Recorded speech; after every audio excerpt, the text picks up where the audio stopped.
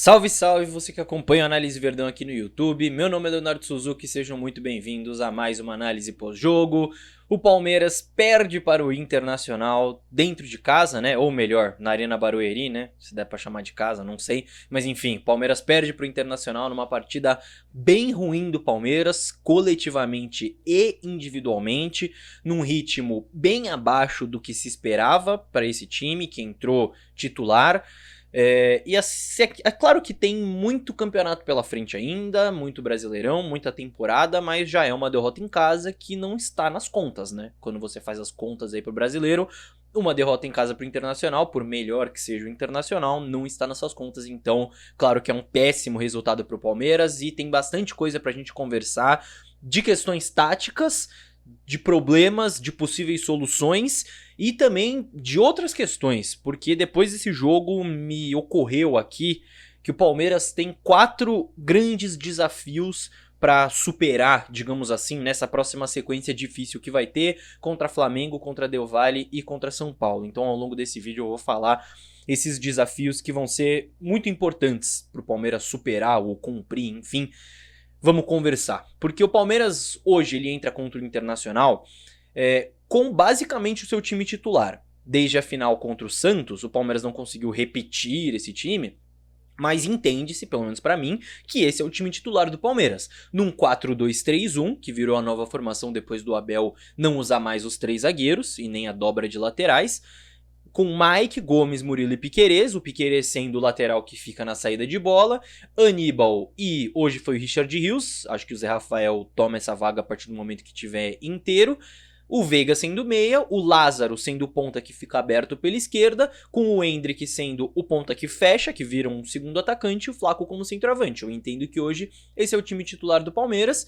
Ofensivamente, fica muito visível nessa formação que o Piquerez, ele não é só um lateral base também, né? Não é só um lateral que faz a saída de bola, ele ultrapassa muito, ele chega muito à frente, então quando o Lázaro tá aberto, ele ultrapassa por dentro, quando o Lázaro conduz da esquerda pra dentro, ele ultrapassa por fora, então ele pisa bastante. O Aníbal, dá pra ver ele recuando pra equilibrar. Você consegue ver movimentações, né? O Rios, às vezes, lateralizando o posicionamento, né? Abrindo um pouco mais pela direita. O Endrick se movimentando bastante.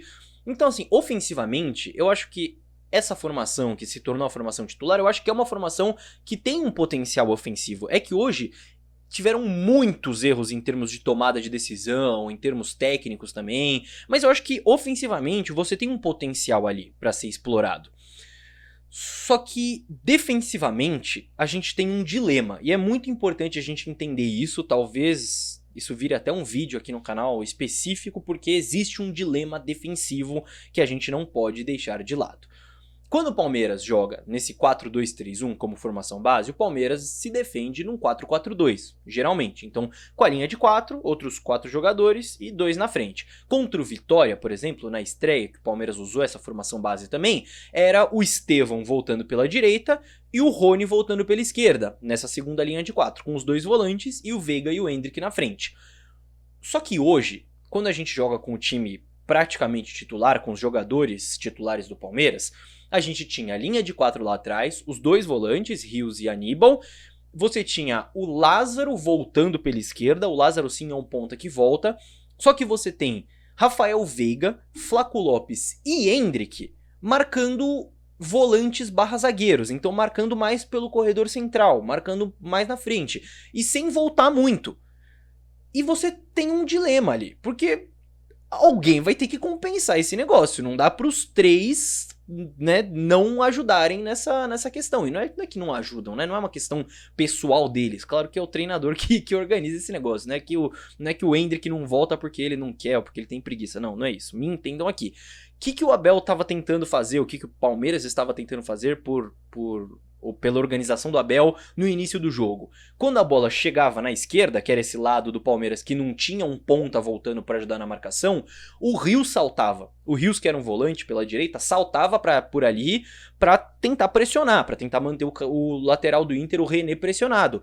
Só que essa movimentação do Rios, que tá marcando por dentro, a bola sai no René e ele vai marcar por fora, isso leva tempo pro Rios percorrer essa distância. Então, várias vezes ao longo dos primeiros 20, 25 minutos, o Inter conseguiu sair jogando com a bola pela esquerda ali por causa dessa marcação do Palmeiras que estava desajustada. E isso acaba gerando uma cascata de erros, né? Que muitas vezes vai sobrar lá atrás para os zagueiros, para Gomes e Murilo. Em uma situação ruim, às vezes uma situação de 1 contra 1. Numa delas sai o pênalti. Claro que individualmente o Gomes erra o bote, o Murilo também vacila na jogada, foi uma partida bem abaixo do Murilo inclusive. Você tem erros individuais, só que a questão defensiva do Palmeiras ceder espaços nesse sentido já vinha antes. Então, na minha visão, é um dilema que a gente vai ter não só nesse jogo contra o Inter, mas em mais jogos, quando a gente usar esse time, que hoje é o time titular. E eu concordo que é complicado, né? Você tem ali Veiga, Flaco e Endrick, é complicado você tirar algum deles. Claro que a fase do Veiga é bem ruim, né? Talvez seria hoje o cara que estaria mais à frente dessa fila pra sair, mas eu entendo que é complicado e não é como se, né, tivesse alguém que precisasse muito ser titular fora eles. Então é um dilema que o Abel vai ter que buscar soluções, porque é uma questão que vai aparecer em outros jogos. E no próprio primeiro tempo, contra o Inter, ele consegue encontrar uma solução para corrigir esse problema no primeiro tempo, porque o Mike, que é o lateral direito, passa a subir um pouco mais no momento defensivo, porque o Palmeiras estava marcando a saída de bola do Inter. Então, como o Palmeiras estava marcando alto, o Mike conseguia desprender um pouco lá de trás para poder ajudar nessa pressão lá na frente. Se o Palmeiras estivesse marcando mais baixo, aí ia ser complicado o Mike sair da linha defensiva para ir dar um bote ali e ia gerar mais espaço. Mas como o Palmeiras estava marcando mais alto para tentar criar o volume, criar uma pressão, fez sentido o Mike sair mais dali. E funcionou essa solução que o Abel encontrou no primeiro tempo. E, na minha visão, pelo menos, a segunda metade do primeiro tempo foi o melhor momento do Palmeiras no jogo e foi o momento que o Palmeiras conseguiu controlar a partida. O Palmeiras foi mais seguro defensivamente, o Inter não criou mais e o Palmeiras conseguiu criar algumas oportunidades. E o Endrick apareceu muito bem individualmente, só que aí o Veiga chegou na cara do gol e perdeu o gol, o Flaco teve uma oportunidade e não conseguiu bater, o Palmeiras perdeu as suas chances.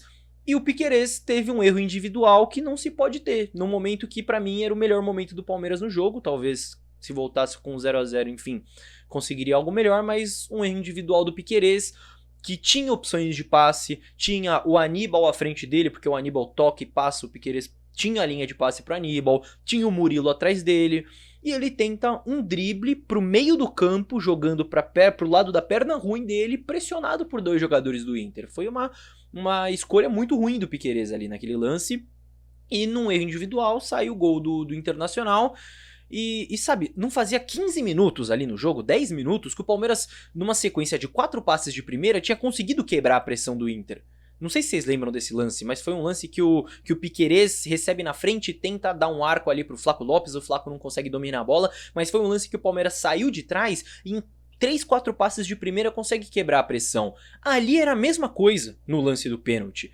O Aníbal tinha tocado pro Piquerez, já tinha passado, o Piquerez podia tocar no Aníbal. Se o Palmeiras consegue uma sequência ali de passes, quebraria a pressão. Mas eu não sei por que tem esse vício, às vezes, de demorar um pouco mais, de trazer a bola pra dentro. Enfim, na minha visão era uma jogada que estava desenhada de uma forma melhor.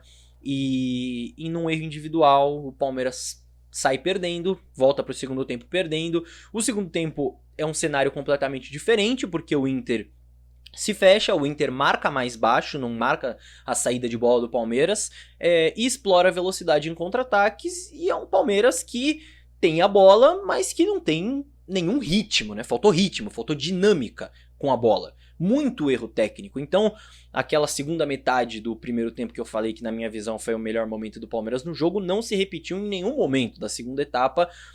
O Palmeiras até tem oportunidades, aos 10 minutos o Endrick tem uma boa chance, ele acaba se embananando, o Rony no finalzinho ali, já nos acréscimos, tem uma bola que a zaga corta, tem uma outra bicicleta que o goleiro defende, tem a cabeçada que o goleiro defende, o Estevão tem chance de finalizar, enfim, até tem oportunidades ali, só que totalmente no abafa, né, vamos combinar enfim, de uma maneira desorganizada, por assim dizer. Foi um segundo tempo lento do Palmeiras, num ritmo muito abaixo do que seria necessário para virar o jogo. E se me permitem também um comentário, vamos combinar que correr atrás do resultado no Allianz Parque e correr atrás do resultado na Arena Barueri são dois cenários, dois contextos bem diferentes, né? Queria pontuar isso aqui também.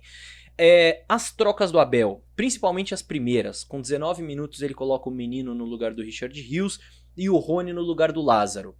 Eu até entendo a intenção do Abel, do menino ser um volante que teoricamente é mais construtor do que o Rios, e o Rony ser um atacante mais objetivo, né, pra vir mais pra dentro, pra se juntar ali com o Flaco e Hendrick, mas eu acho que eu faria diferente. Eu tava pensando ali no momento do jogo em algo um pouco mais radical, em uma troca que mexesse um pouco mais com a estrutura do time, porque realmente o Palmeiras estava mal naquele momento. Então eu pensei que o Abel ia fazer algo mais no sentido de talvez colocar o Estevão na ponta direita e girar esse eixo do time, sabe? Deixar o Mike mais na saída e ter o lateral esquerdo mais aberto. Como o Piquerez não estava bem, talvez colocar o Caio Paulista ou o Vanderlan ali para ser aquele cara aberto.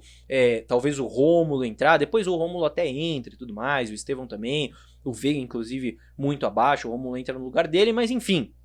Foi um segundo tempo muito fraco do Palmeiras. Foi um segundo tempo em que o Palmeiras não tinha força, não tinha ímpeto para virar esse jogo contra o Internacional. Individualmente estava mal. No final do jogo, o Gomes ele vira centroavante, né? Então assim, vamos combinar. Pro seu zagueiro virar centroavante, 99% dos casos isso acontece quando o seu time está desesperado e está sem alternativas melhores para atacar o seu adversário. E assim, não vou nem dizer que o Palmeiras estava desesperado, porque talvez se estivesse desesperado, a intensidade e o ritmo seria um pouquinho maior do que a gente viu. Mas sem alternativa para atacar, o Palmeiras estava. O Palmeiras estava sem alternativas, a ponto do Gomes virar centroavante, do Everton ir para a área em escanteio, enfim. Foi um jogo bem abaixo do Palmeiras. Vamos combinar, coletivamente, individualmente, foi uma vitória muito merecida do Inter, que se defendeu bem no segundo tempo. Não tô querendo tirar mérito do adversário, não. O Inter teve seus méritos, sim. É que aqui, obviamente, eu foco a análise mais no Palmeiras, mas uma vitória super merecida do Inter. Só que agora a gente tem que entender um negócio. Esse foi o jogo menos difícil da sequência de 4 jogos que o Palmeiras tem, contando esse pra frente. Então esse e os próximos 3 jogos, porque o Palmeiras tem Flamengo no Allianz Parque, depois Del Valle na altitude e depois São Paulo no Morumbi. Se o Palmeiras jogar contra esses 3 adversários no ritmo que jogou contra o Internacional, o Palmeiras vai dançar. Eu entendo que são jogos diferentes, com climas diferentes e tudo mais, tudo isso conta. Até porque a gente sabe que o Palmeiras, em momentos mais importantes, o Palmeiras geralmente vira uma chavinha. Só que precisa ter isso em mente e se jogar no ritmo que jogou contra o Internacional, o Palmeiras vai dançar. Então, sobre aqueles desafios que eu falei no início do vídeo, isso eu acho que é muito importante, porque são desafios para essa sequência agora do Palmeiras, de Flamengo, Del Valle e São Paulo, principalmente. O Abel ele fala muito sobre as 4 faces do jogo de futebol, os quatro prismas do jogo de futebol, chame como quiser, né? O físico, o mental, o técnico e o tático. O Abel sempre fala sobre isso nas coletivas. Então, na minha visão, o Palmeiras ele vai ter desafios nesses 4 âmbitos ao longo dessa sequência. Porque na parte física, o Palmeiras vai ter o desafio de estar inteiro em todos os jogos dessa sequência, de chegar com o time titular inteiro para enfrentar o Flamengo, depois inteiro para enfrentar o Del Valle na altitude, depois inteiro para enfrentar o São Paulo no Morumbi. Então, é um desafio do ponto de vista físico. Do ponto de vista mental, o Palmeiras vai ter que estar muito mais concentrado para esses jogos do que esteve contra o Internacional, muito menos disperso do que esteve contra o Internacional. Não pode, por exemplo, você tentar driblar uma bola para o centro do campo num lance em que você tinha uma linha de passe aberta e no momento que você está pressionado, como aconteceu no lance do gol do Internacional. Então, desafio físico, desafio mental. Tecnicamente, não preciso nem falar, né? O Palmeiras vai ter que errar muito menos do que errou contra o Internacional na noite dessa quarta-feira. Foi uma noite tecnicamente muito ruim do Palmeiras. E na frente do gol também, né? Porque hoje o Palmeiras errou ali em termos de construção, mas nesses próximos jogos o Palmeiras também não vai poder errar tanto quando chegar na frente do gol. Porque hoje, mesmo numa atuação abaixo, o Palmeiras teve as suas chances e não conseguiu converter, porque realmente não era o dia. Mas nessa sequência o Palmeiras vai ter esse desafio técnico também. Não vai poder errar tanto e principalmente na frente do gol. E tem o desafio tático também, por conta do Abel. Claro que o Abel está envolvido em todo esse processo, né? Essas coisas não se separam. Mas o desafio tático é principalmente na conta do Abel, que é esse dilema defensivo que eu falei. Esse dilema do equilíbrio defensivo que a gente vai ter que encontrar como solucionar isso. É fazendo uma linha de 5? Não sei. É substituindo alguém? Não sei. É colocando o Veiga para voltar marcando pela direita? Não sei. É colocando o Endrick para marcar voltando pela direita? Não sei. Alguma alternativa vai ter que existir. Porque se o Palmeiras enfrentar o Flamengo e marcar com uma linha de 4, com o Lázaro voltando pela esquerda, 2 volantes tendo que se desdobrar, o Rios tendo que abrir para a direita e Flaco, Veiga e Endrick marcando só lá na frente, vai ser complicado, né? Então, alguma alternativa vai ter que ser encontrada para o Palmeiras encontrar um equilíbrio defensivo maior. E ofensivamente, eu acho que é realmente uma questão de tomada de decisão, de ritmo, de dar uma dinâmica maior, de estar um pouco mais concentrado, de estar um pouco mais ligado. Eu acho que o Palmeiras consegue criar mais oportunidades, mesmo com o time que tem e mesmo com alguns jogadores individualmente em má fase, né? Mesmo com o time que tem, eu digo mesmo com a fase atual, porque obviamente que o time do Palmeiras é muito bom.